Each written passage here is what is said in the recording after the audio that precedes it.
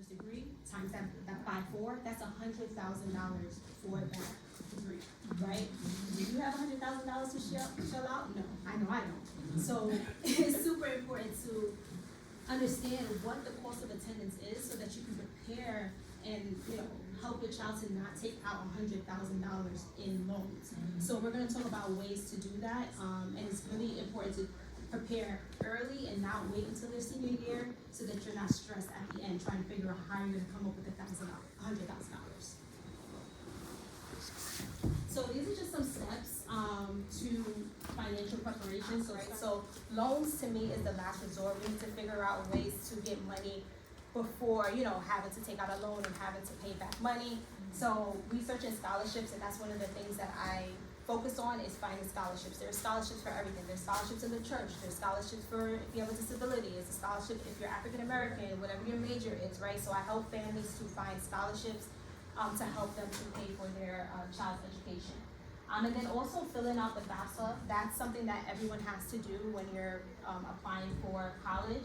So doing that early, you'll be able to see how much aid you'll receive from the state, from the federal government, and that will help you to decide on how much money can you really afford to pay for school, and that helps you to make a sound decision on where to send your child.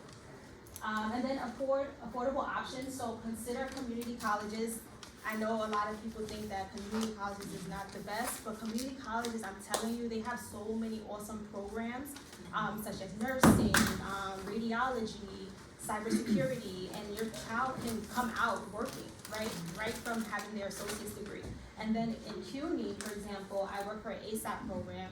ASAP allows for you to go to school pretty much for free. So what happens is if you get financial aid, and let's say you just get $1 in financial aid, the program will pay for the remaining tuition. So if the tuition is $2,700, you got $100, they will pay $2,600. So you do not have to take out any loans, you don't have to go into your savings, they will pay your tuition. In addition, they pay for your textbooks and MetroCard.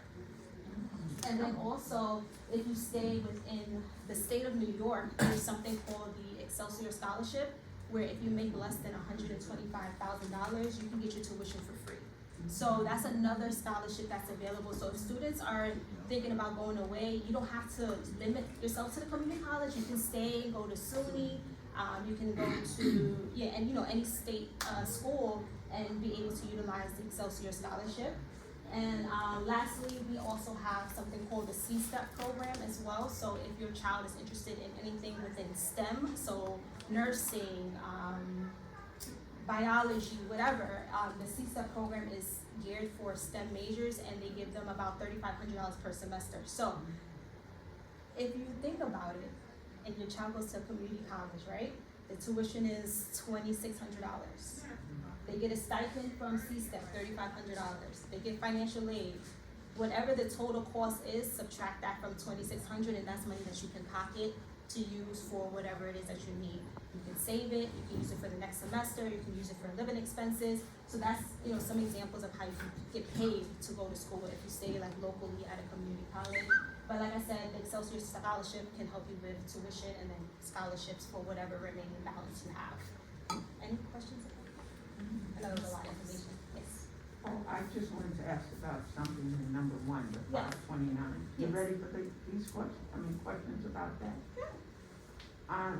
Do you know anybody personally participating, other than yourself, personally participating in the 529? I'm just curious. I did when I did years ago for my kids. Okay, so it's been around. Yeah, it's been around, yes, many years, yes. And I highly recommend it, like I said, because it comes out of your paycheck, so you don't have to think about putting the money away. It's automatically taken out of your check pre-tax, so you don't really feel it. And you can decide how much you want to put in. For me personally, I only put in $25 per pay period, so $50 a month. Okay. I'm going to increase it when I can, but right now that's what I can do, and it's better than nothing, And you say it doesn't have to necessarily be for your own child, right? No, it doesn't have to be for your child. So you could actually, for those of you who may have nieces or nephews, you can open one up for your niece or nephew.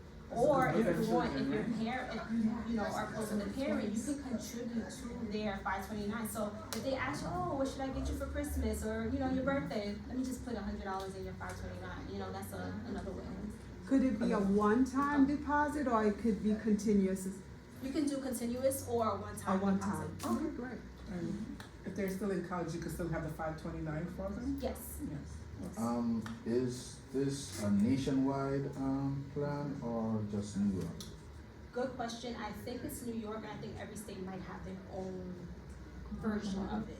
So suppose I'm here in New York, but you know my godson is like in North Carolina. Oh yeah, no, the money can be used wherever, yeah. Okay. That was your question, yeah.